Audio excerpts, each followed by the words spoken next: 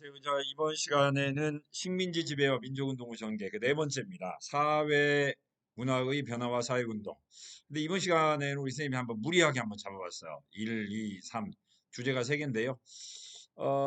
참 애매하더라고요. 애매해서 그냥 얘를 통으로 한번 선생님이 잡아가지고 한번 전개를 일단 해보고자 합니다. 자, 먼저 학습 목표입니다. 근대 문물과 도입과 근대의식의 확산에 따른 변화, 그 다음에 일제식민지 우리말과 역사를 지키려는 노력, 그 다음에 문화, 종교, 예술활동, 그 다음에 노동운동, 농민운동까지 상당수 많은 내용 1시간 안에 해결해 볼 수 있도록 하겠습니다. 먼저 사회 모습은 변합니다. 근대 문물의 유입, 교통의 발달, 어, 일제강점기 때 비로소 우리 조상들에게 처음으로 뭐가 생기냐면 시간 개념이 생겼죠. 시간 개념. 그리고 그런데 이때 이 시간 개념이 생기는데 가장 큰 기여를 한 것 중에 하나가 뭐냐면은 이 철도입니다. 철도. 론진이라고 하는 시계 광고인데요. 시계 광고인데 철도를 이용해서 시계 광고를 하는 걸로 봐서는 이 철도가 근대 시간 개념에 상당히 많은 공헌을 했다는 이야기죠. 왜냐하면 철도 하면 우리가 생각할 때 어때요? 정시 도착, 정시 출발이잖아요. 이게 그동안 우리 한국 사람들이 시간 개념이 없었는데 기차는 나를 기다려주지 않더라. 기차는. 그러면서 교통의 발달과 함께 하루 24시간, 그 다음에 일주일 7일, 그 다음에 또 학교라는 게 생겼죠. 학교. 근대 교육이 시작되면서 뭐가 운영이 돼요? 시간표. 이런 것들이 운영되면서 일제강점기 이제 어때요? 근대적 시간 개념이 생겼다. 자, 아까 철도 이야기했는데요. 철도 기본적으로는 1905년, 1899년 경인선, 그 다음에 1905년 경부선, 1906년 경의선, 그랬다가 1914년에 호남선과 경원선이 완성이 되면서 X자선이 개통이 되었고요. 그런데 이제 물론 뭐 일본 놈들은 뭐 식민지 근대화론에 기반을 두고 식민지 경제 발전을 위해서 철도를 부설을 해줬다라고 이야기를 했지만 실제적인 것은 경제적 수탈, 경원선은 아무래도 지하자원, 호남선은 쌀 약탈, 그 다음에 군사적 침략을 목적으로 한 것이 분명한 사실입니다만은 우리 한국인들의 공간 의식 확대에 크게 기여를 했다. 즉 서울에서 부산까지 하루면 되더라. 하루면 어떤 형태가 됐더라도 왔다 갔다는 못하더라도 서울에서 부산까지 하루면 간다라고 하는 그런 개념. 그래서 공간이 크게 확대되는데 기여한 것만은 사실이다. 자, 그 다음에 사회 모습의 변화로서 의가 나와요. 먼저 옷, 양복과 양장. 그죠? 모던 걸과 모던 보이인데 요 그림이 그려진 게 몇 년이냐면 1927년이에요. 1927년. 어우. 1927년인데 벌써 요 하이힐과 그다음에 부츠와 현대 지금의 양장, 오 미니스커트까지. 남자는 이제 어때요? 양복과 굿즈와 지팡이, 어우 모자까지. 어우 요즘 저보다 더 신식인 것 같아요. 그래서 요즘 한옥마을에 가보면 우리 친구들이 이제 교복을 입기보다는 이제 경성 패션. 이제 여기서 이야기하는 경성이라는 것들은 1910년 일본이 우리나라의 국권을 침탈하고 서울의 명칭을 뭘로 바꿔요? 경성으로 바꿨죠. 경성으로 바꿨어요. 그래서 이제 경성 패션이라고 한다면 상당히 오랫동안 이제 어때요? 뭐 근대 패션을 상징하는 그런 의미였다. 모던보이, 모던걸. 그 다음에 일본 놈들이 여기 보니까 모던보이, 모던걸 있는데 구세대와 갈등을 기지면서 모던걸은 못된 걸, 그 다음에 모던보이는 못된 보이를 상징하기도 했다. 아무튼 뭐 갈등 충분히 우리가 엿볼 수 있는 거고요. 일본 놈들은 전통적인 우리 민족을 상징하는 흰 옷 대신에 색깔 옷을 입기를 강요하기도 했다. 강요하기도 했다라고 하는 그다음에 식은 이제 어때요? 우리나라의 전통 음식에 여기에 이제 서양 음식이 들어왔죠? 서양 음식. 우리 뭐 저번 시간에 고종 황제 하면 뭐 이야기했어요? 가비차 이야기했었고요. 서양 음식. 그다음에 뭐 빵도 들어오죠. 빵. 빵. 이 빵은 원래 포르투갈 음식인데 일본은 항상 무엇이든지 부족해요. 쉽게 말하면 고기가 부족해서 일본 아이들이 만든 게 바로 뭐예요? 돈가스죠. 돈가스. 그다음에 또 일본 아이들은 뭣도 부족해요. 밀도 부족해요. 그래서 일본 아이들이 서양식 빵을 이제 일본에 와서 이걸 어때요? 양을 많게 하기 위해서 부풀리기 시작합니다. 불리죠. 그게 바로 이제 카스테라죠. 카스테라. 그래서 뭐 카스테라 같은 경우는 일본이 원조입니다. 아무튼 뭐 이런 뭐 서양 음식도 들어왔고요. 뭐 일본 음식 하면 이제 뭐 우동, 소바 뭐 이런 것들. 그다음에 중국 뭐 짜장, 짬뽕. 그래서 중국인들 거.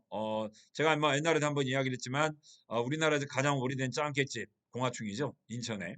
그다음에 여기 제가 중국식적 찾아보니까 1925년 서울에 있었던 중화요리 아서원이라는 곳도 현장 사진이 아직도 있더라고요. 그리고 우리가 이제 또 뭐가 있어요. 이렇게 일제강점기 민족해방투쟁 영화를 보면 대개 보면 뭐 만주라든가 아니면 서울에서 사람들이 만날 때 대개 어디서 많이 만나요? 아무래도 고급 요정은 돈이 없으니까 안 되고요. 여기 짜장면집에서 많이 만나는데 여기 보니까 1925년 조선공산당 창당대회가 열린 것도 여기 중화음식 중화요리점이었네요. 중화요리점이었어요. 그래서 한번 우리가 살펴보았고요. 그 다음에 주입니다. 고층 빌딩이 건립되고 한옥이 개량되기도 하면서 개량되었고 여기저기에 일본 놈들에 의해서 뭐가 많이 만들어졌다. 문화주택이라는 게 많이 만들어졌다. 와우. 이게 1920년대 건물이라고 한다면 믿어지시나요? 여기 보니까 경성의 문화주택이라고 써 있고요. 조선 도시는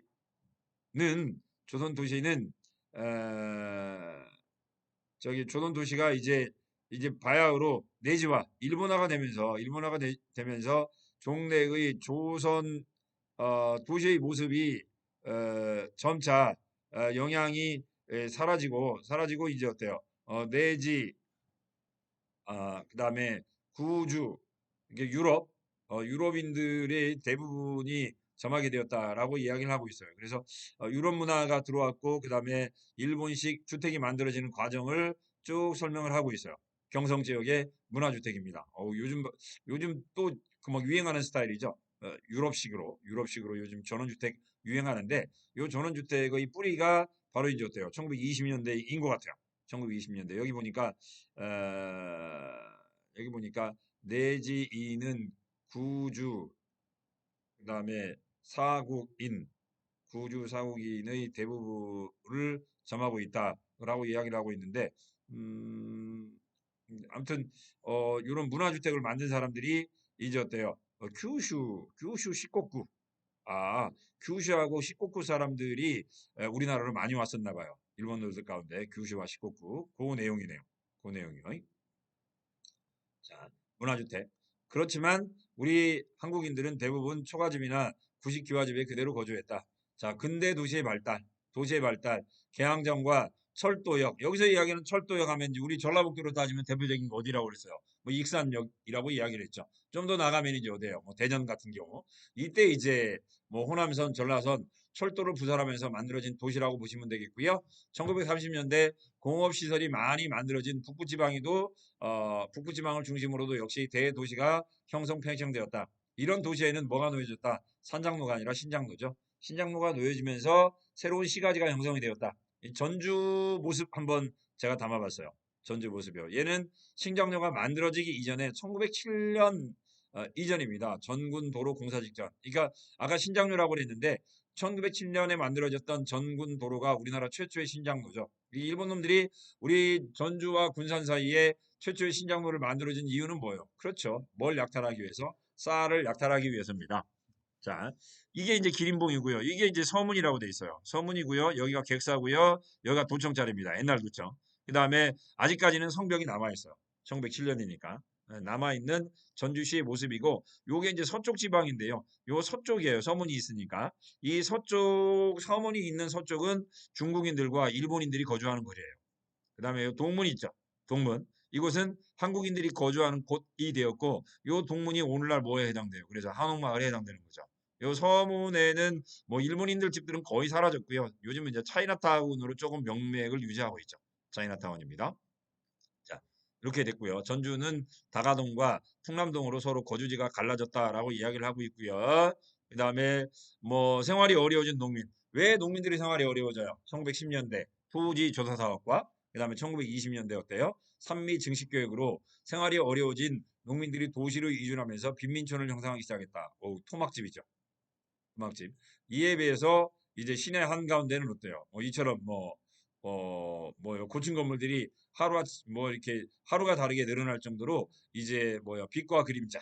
일본 놈들과 그 다음에 친일 세력들은 삐까뻔쩍한 집에 살고요. 이 삐까뻔쩍도 일본어예요. 우리 조선인들은 이제 어때요? 도시 근교에 요 토막집을 짓고 살았다. 토막집을 짓고 살 정도로 빈부의 격차가 엄청나게 심화되었다라고 하는 걸 보여주고 있죠. 아마 어떻게 보면 이러한 빈부의 격차가 심화된 거 이게 바로 일제 식민 통치의 본질이라고 보시면 되겠죠. 자, 도시 발전 내용입니다. 자, 토막집. 그렇죠? 자, 아까 이야기대로 일본의 식민지 경영이라는 것들은 토지 조사삽이나 산미 증식 계획에서 나타난 것처럼 우리 민족을 위한 식민지 경영이 아니라 뭐였다는 이야기예요. 뭐 쌀이라든가 아니면 지하 자원을 약탈하기 위한 수단으로서의 식민지 지배였다. 그렇기 때문에 요 빈부 격차가 더욱더 심화됐다라는 거 알 수 있고요. 그다음에 두 번째 민족 문화를 지키려는 노력으로 넘어가도록 합니다. 민족 문화 먼저 한글 연구입니다. 1921년에 조선어 연구회가 만들어지죠. 일제는 제1차 조선경영을 통해서 모든 교과서를 일본어로 만들어요. 다만 1차와 2차 조선교육령에서는 우리 조선어가 있긴 했었어요. 조선어가 있긴 했지만 거의 대부분 과목은 다 뭘로 했다? 일본어 교과서를 사용했고요. 그러자 위기의식을 느꼈던 조시경을 비롯한 우리 한글 학자들이 뭘 만들었다? 1926년 가갸날, 요즘으로 따지면 이게 한글날이죠. 한글날을 제정했고 잡지 한간을 창간했으며 조선어 강습회를 개최했고 문맹 퇴치 운동에도 적극 참여를 했다. 여기 문맹 퇴치 운동하면 1929년에 뭐가 있었어요? 문자 보급 운동, 1931년 똥알보에 무슨 운동이 있어요? 구나로도 운동이 있죠. 그리고 요 조선어 연구회 요게 발전해서 1931년 조선어 학회로 발전합니다. 이국노 최연배 선생님, 최연배 선생님이 계시고요. 자, 조선어 학회 회원들입니다. 1949년에 찍은 사진으로 되어 있네요. 자, 조선어 연구회를 확대했으며 1933년에 드디어 뭘 만들어요? 한글 맞춤법 통일안이 만들어지죠. 그래서 한글 맞춤법 통일안이 만들어지면서 오늘날 한글이 드디어 만들어진 겁니다. 우리 저번에 물산 장려운동 보면 한글을 왼쪽부터 쓰지 않고 어디서 썼어요? 한자의 영향을 받아서 오른쪽부터 이렇게 썼잖아요. 그래서 뭐 읽을 때 령노는 려지 뭐 이렇게 저희가 막 읽었었잖아요. 그게 이제 1933년이면 요즘 형태로 만들어지게 되는 겁니다. 한글 맞춤법 통일안이 제정이 되었고요. 그다음에 뭘 시도합니까? 우리말 큰 사전 편찬을 시도를 합니다만 이건 성공하지는 못했죠. 그죠? 1942년 일본 놈들이 조선어학회를 어때요? 강제 해산하면서 사전 편찬은 위기로 맞았으나 광복 후 서울역 창고에서 발견되었다. 이거 영화 제목이 생각 안 나네요. 영화에서 보면 마지막이면 조선어학회 회원들이 다 체포되면서 어때요? 창고에다가 요 사전 원고 일본 놈들이 이걸 찾으려고 했는데 이걸 어때요? 창고에다가 몰래 숨기면서 영화 장면이 끝났었죠. 요걸 이제 해방 이후에 찾아가지고 1957년에 우리말 큰사전이 완성이 되었다. 자, 조선어학회가 우리말 큰사전을 완성한 건 아니에요. 완성한 건 아니에요. 가끔가다 보면 그런 문제가 나오니까 알아두시고요. 조선학회 사건. 자, 그 다음에 우리 역사 지키기입니다. 역사. 일본 놈들은 우리나라 지배와 그 다음에 식민 통치를 합리화하기 위해서 식민사관을 만들었고요. 이 식민사관을 연구했던 단체를 조선사 편수회라고 합니다. 이건 조선총독부 직속이죠. 조선총독부 직속이에요. 일본 놈들은 우리나라를 식민화하자마자 일본 아이들이 가장 먼저 했던 게 바로 뭐예요? 우리 역사 편찬입니다.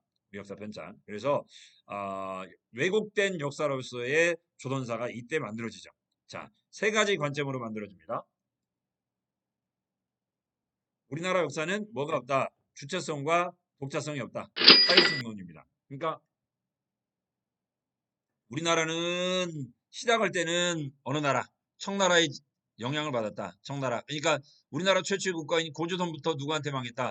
중국한테 망했다. 그리고 조선은 1636년 병자호란부터 1894년까지 어느 나라의 속국이었다? 청나라의 속국이었다. 이 청나라의 속국이었던 조선을 해방시켜준 나라가 어느 나라다? 일본이다. 따라서 일본은 침략자가 아닌 거죠. 타유성론입니다. 타유성론. 정체성론입니다. 정체성론. 한국을 비롯한 다른 지역이 시대별로 발전을 거듭하는 데 비해서 한국은 발전이 없다. 여기 시대별로 발전을 거듭했다. 제가 뒤에서 설명드립니다만은 역사 발전 5단계설입니다. 역사 발전 5단계설. 즉 역사는 원시 공산제 사회, 그 다음에 노예제 사회, 그 다음에 봉건 사회, 그 다음에 자본주의 사회로 발전하는데 우리나라는 뭐가 없더라? 봉건 사회가 없더라. 봉건 사회가 없는 뭐에 머물러 있던 노예제 사회에 머물러 있던 정체된 사회였는데 이 정체된 사회를 이제 어때요? 봉건제 사회를 거쳐 자본주의 사회로 한꺼번에 점프시켜준 나라, 그게 어느 나라다? 일본이다. 즉 조선이라는 나라는 강화도 조약 때까지 뭐였다? 노예제 사회에 머물렀었는데 일본을 통해서 개항을 하면서 조선이라는 나라가 자본주의로 한 단계로 발전하게 됐다. 이게 바로 식민지 근대화론이죠. 식민지 근대화론. 이 사람들에 의하면 조선이 봉건제 사회를 건너뛰고 1930년대 일본에 의해서 조선은 뭐예요? 산업혁명을 거치게 됩니다. 산업혁명을 거치면서 본격 발전하게 되었다. 뭐 어디를 봐도 일본의 한반도 지배를 뭐 이렇게 정당화하는 그런 논리로 가득 찬 걸 알 수 있고요. 그 다음에 조선이 이렇게 발전하지 못한 이유는 뭐다? 당파성론이다. 시간만 나면 조선인들은 뭐 한다? 서로 치고받고 싸운다. 치고받고 싸운다. 그래서 뭐 요즘도 일부 어르신들 그런 말씀 하세요.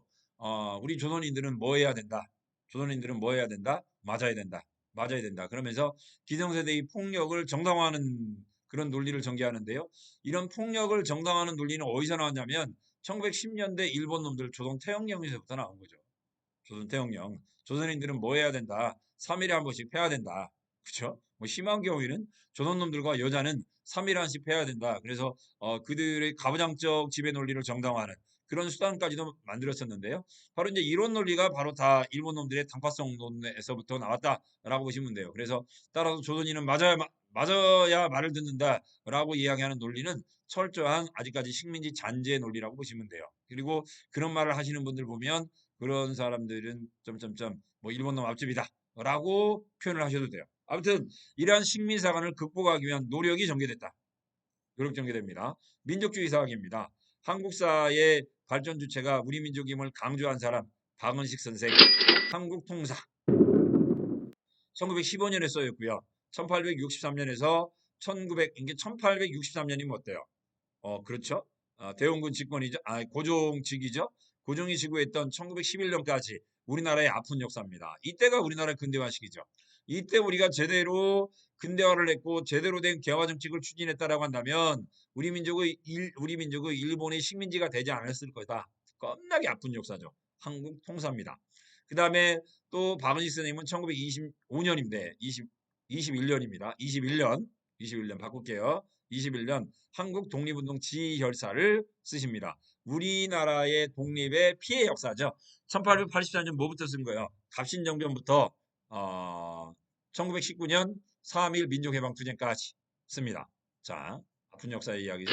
박은식 선생. 자, 박은식 선생은 뭘 이야기하냐면 옛사람이 이르기를 나라는 없어질 수 있으나 역사는 없어질 수 없다고 하였으니 그것은 나라는 형태요 역사는 뭐기 때문이다. 정신이기 때문이다. 이 사상을 보고 우리가 뭐라고 그러냐면 국혼 사상이라고 그래요. 국혼. 이제 나라의 형체는 허물어졌으나 정신만이라도 오로지 남아 있을 수 없단 말인가. 자, 나라는 없을 수 있지만 뭐가 사라지면 역사가 사라지면 그 민족은 사라진다는 이야기입니다. 국혼입니다. 아까 여기 보면 정기되어 있어요. 국혼입니다. 국혼. 절대 무엇은 잊을 수 없다. 나라는 잊을 수 없지만 잊을 수 있지만 뭐는 잊어서는 안 된다. 역사는 잊어서는 안 된답니다. 자, 신채호 선생님이 뭐가 있어요? 조선 상고사가 있고요. 조선 상고사는 1931년 조선일보에 연재했던 우리나라 단군 조선부터 언제까지냐면 백제 부흥운동까지입니다. 고조선부터 백제 부흥운동까지 역사를 썼고요. 요 책에서 신채호 선생님은 뭘 이야기해요? 역사는 아와 비의 투자의 역사이고 이 아와 비의 투쟁을 가장 충실하게 한 나라는 어느 나라다? 고구려다. 그러면 아와 비의 투쟁을 가장 불성실하게 수행한 나라가 어느 나라냐? 신라다. 그러면서 어디를 요구한 거예요? 신라를 요구하고 그 다음에 부여족. 우리 저번에 독사신론에서 우리 민족의 역사를 무슨 관점에서 민족의 관점에서 봤다라고 그랬잖아요. 그래서 부여족과 사만족이라고 이야기를 했었는데 여기서는 당연히 조선상고사에서는 부여족, 고구려의 역사를 으뜸으로 쳤죠. 조선상고사입니다. 자, 정인부 안재호. 자, 정약용 서거 99년. 이게 정약용 선생이 1835년에 돌아가셨다는 이야기죠. 조선왕 운동을 전개합니다. 그러면서 이제 여기 없는 그 우리 민족 역사의 가장 하이라이트는 뭐냐라고 하면서 실학이 우리 민족의 꽃이다. 왜 그러면 실학자가 우리 민족의 호치에 해당되느냐? 실학자들은 뭘 연구했다? 한글을 연구했다. 한글 연구. 그래서 실학의 학문적 전통을 계승하고 그다음에 민족문학의 고유성과 세계성을 확보하자는 조선학 운동을 전개했다. 1934년입니다. 1934년이고요. 오케이? 조선학 운동입니다. 그 다음에 또 등장하는 게 뭐예요? 사회 경제사학입니다. 마르크스의 유문석, 백남훈입니다. 짠. 역사 발전의 원동력은 정신이 아니라 뭐다? 물질적 생산력과 생산수단의 변화에 있다. 역사 발전의 원동력은 뭐라고요? 생산수단의 변화다. 생산수단의 변화. 이걸 기반으로 역사 발전 5단계설을 이야기를 합니다. 즉 생산수단을 누가 소유하고 있느냐, 생산수단을 누가 소유하고 있느냐에 따라서 역사는 몇 단계로 나눠진다? 5단계로 나눠진다. 원시 공산제 사회, 얘는 생산수단을 어때요? 공유하고 있던 사회죠. 노예사회, 노예가 생산수단이고 귀족들이 이 생산수단을 보유하고 있던 때죠. 그 다음에 봉건제 사회 아시죠? 봉건제 사회는 뭐예요? 봉건 영주와 생산수단 일을 냈던 주체 누굽니까? 농노. 우리나라로 따지면 소장농들이죠. 소장농으로 갈라져 있던 사회, 봉건제 사회. 이 봉건제 사회가 무너지고 나서 근대 어때요? 시민계급이 등장을 하죠. 근데 시민계급이 등장하면서 나타나는 거 자본주의 사회. 이 자본주의 사회는 생산수단이 뭐예요? 생산수단이 바로 공장이죠. 공장입니다. 그래서 자본가들이 노동자를 지배했던 자본주의 사회.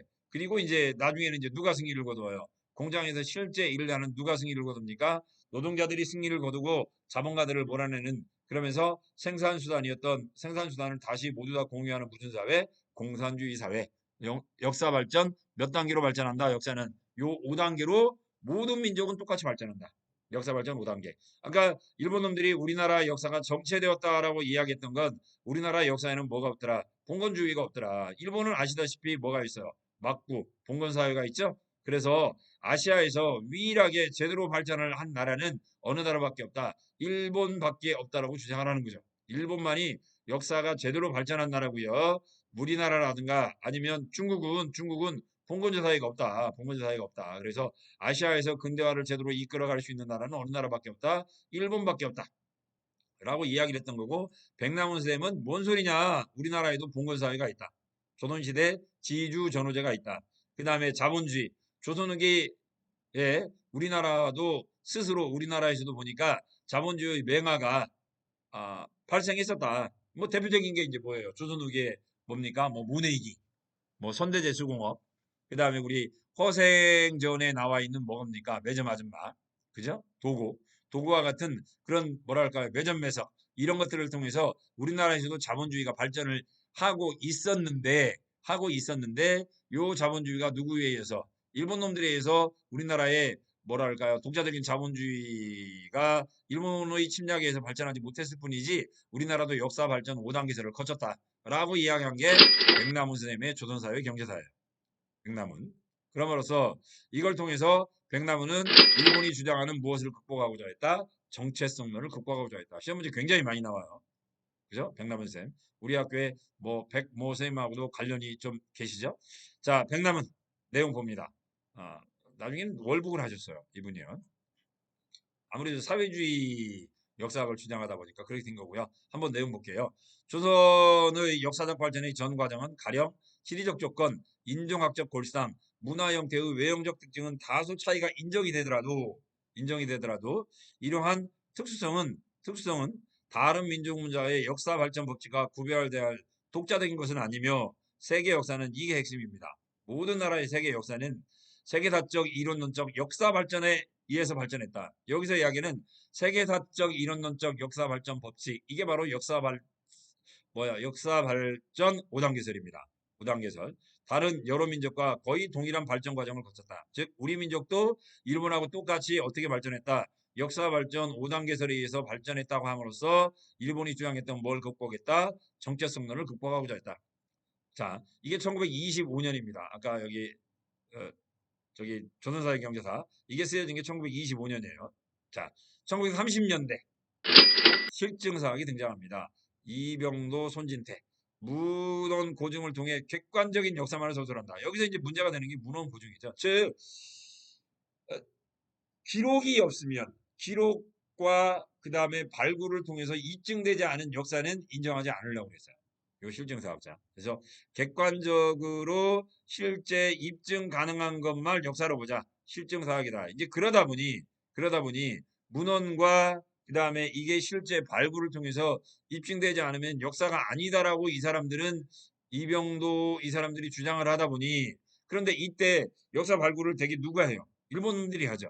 일본 놈들이 합니다. 그러다 보니까 이 고고학적 발굴을 토대로 기록 내용을 취사 선택을 하죠. 즉 발굴이 돼서 안 나오면 이 기록은 가짜야 라고 이야기를 하다 보니 요 실증사학은 뭐에 끌려가는 경향이 상당히 많아요. 일본 아이들이 식민사관에 동조하거나 식민사관에 끌려가는 그런 성향이 강한 그런 문제점을 낳고 있어요. 아무튼 뭐 실제 고증을 통한 객관적 서술의 역사를 강조했다. 진단학회입니다. 진단학회. 그 다음에 또 우리 역사학 교과서에는 안 나와 있지만 문화독립운동 간송 전은표 선생 꼭 기억하자. 교과서에는 나와요. 나오긴 나오는데 서술이 안 나온다는 거죠. 이게 문화독립운동입니다. 즉 다양한 형태의 뭐가 가능한 거예요. 독립운동이 가능했던 거죠. 1938년 사설박물관인 간송박물관을 열었다. 그래서 총독부나 일본인 수집과 도굴꾼들이 우리나라 문화재를 마구마구 도굴을 하고 그 다음에 일본으로 반출하는 과정을 보면서 전용필이 어때요? 큰 부자였던 아버지의 재산 있죠. 이걸 다 어때요? 문화재를 모으는 데 썼다. 그래서 금사라기 땅을 팔아서 사기 그릇을 샀던 바보. 그래서 많은 뭐 서화, 도자기, 불상, 석조물을 수집을 했고 특히 이제 대표적인 게 어때요? 훈민정음 해례본, 그 다음에 청자상간 운항문, 하기 구루미를 나는 매화병, 매화 모양의 병, 그 다음에 신윤복의 풍속화첩, 와우, 우리 신윤복 단오날, 단오풍경 막 이런 거 있죠?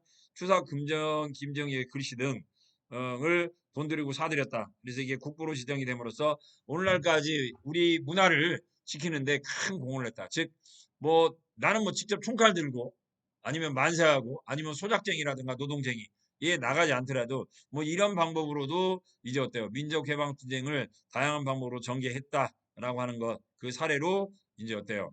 간송 전은필 선생 모습 우리 살펴봤습니다. 일단은 오늘은 여기까지 보고 잘라서 나머지는 또 볼 수 있도록 할게요.